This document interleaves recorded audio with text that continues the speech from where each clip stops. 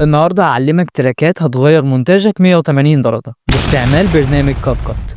بس قبل ما نبدأ أتمنى منك تشترك في القناة علشان نوصل 50 مشترك في أقرب وقت، ولو في أي فكرة عندك عايز تقولها اكتبها في كومنت. أول حاجة هنعملها هنفتح برنامج كاب كات وندوس على النص، وبعد كده هو إضافة نص ونكتب اللي احنا عايزين نكتبه، فليكن إذا لم تكن مشترك اشترك.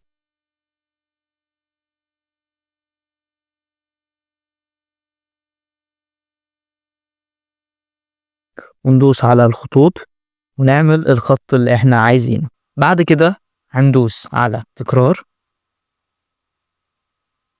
ومن تكرار هندخل على النمط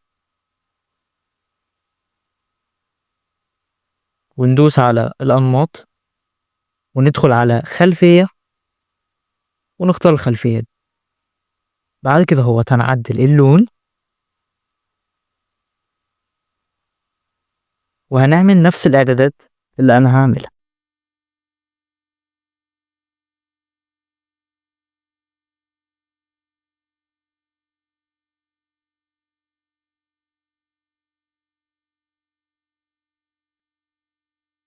بعد كده هو هندخل على الرسوم المتحركة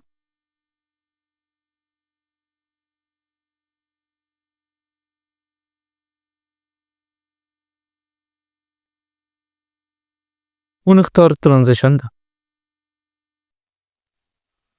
ونعدل السرعة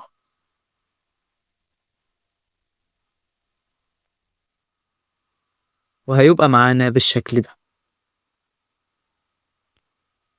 وبس كده. لو عايزين ترانزيشن تانية كتير اكتبولي في الكومنتات، واكتبولي أي حاجة عايزين تعملوها في الكومنت، وسلام.